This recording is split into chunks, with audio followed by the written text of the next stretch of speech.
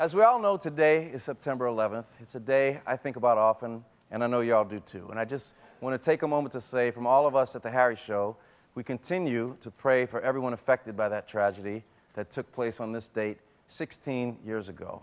All these years later, the stories from that day are still poignant.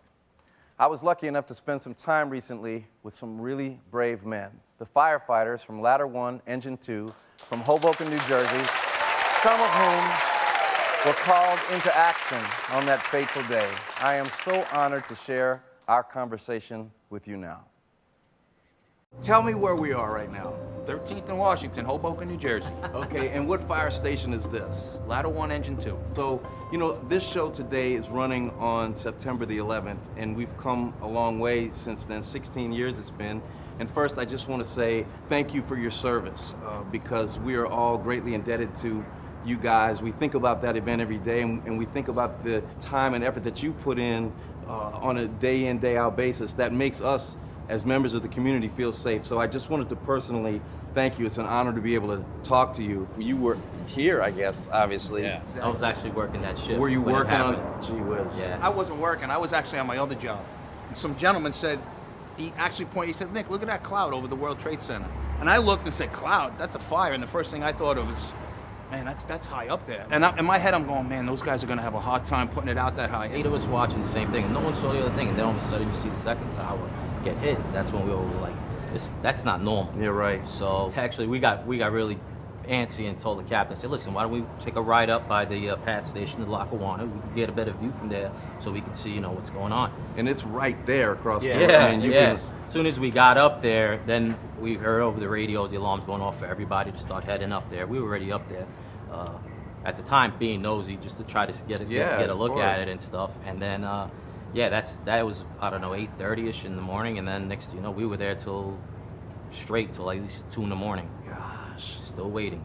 Worst case scenario happened. We're up there the whole day, have all these triage, all kinds of stuff set up, and no one showed. That was the worst, most eerie feeling, you know, you ever felt. We have hundreds of ambulances and cots and everything set up, and nothing, you know. As a member of the community who is not a first responder, I felt like it brought people together, certainly in the weeks and months following. Do you feel like there was that sense of community afterwards too? Absolutely. 100%. Absolutely. In this community also, pretty much whenever any major catastrophe hits, whatever, even during the Hurricane Sandy's and all that, all the tenants and occupants, everybody in the area always comes together and helps out one another. Mm-hmm. Well, the amazing thing to somebody like me is that you train to prepare for catastrophes, you know, and that's just so inspiring to hear that there's guys like you out there and women out there that dedicate their lives to that. What do you think that is? Have you always been like that? Like somebody who felt that keeping communities safe, is that something you've always wanted to do? Yeah, in a way, like,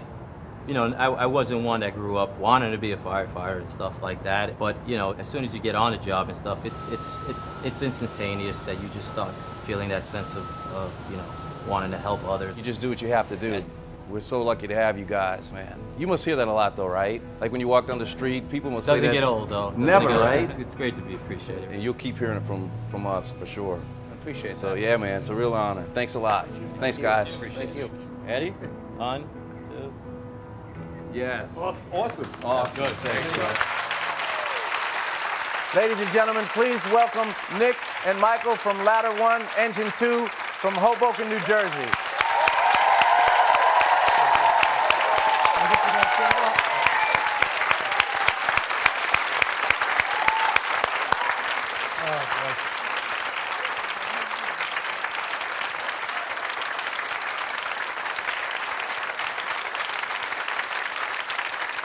Nick, I wanted to ask Nick, you guys can sit down. I know nobody wants to sit down in y'all's presence. What was your experience with this city's resilience in coming together after September 11th? Listen, Hoboken's a city like no other. It's 1 square mile, 60,000 people. And when something like this happens, when you're born and raised in Hoboken, we had a lot of gentlemen on the job that were born and raised at the time. Their families were still there. It's incredible how Hoboken just comes together. It could be the smallest, it could be the biggest. If you're born and raised in Hoboken, if you're a firefighter, policeman, catastrophe happens, everyone wants to help. That's just the way Hoboken is, and that's just the way it happened. People were coming to the firehouse, and they were making sure that we were fed. They kept dropping off food. They kept making sure we were okay. They wanted to know if we had anything, if we needed anything, and it was incredible to see. It made you feel good to know that you were appreciated, and that, you know, to know that you had the community behind you. No matter what you needed, they were there for you. Well, you are deeply appreciated. And on behalf of everybody here at the Harry Show, thank you. Thank everybody for your incredible service. You make us feel so safe. You make us proud to be Americans, and we'll always be indebted to you. Thank you. True heroes.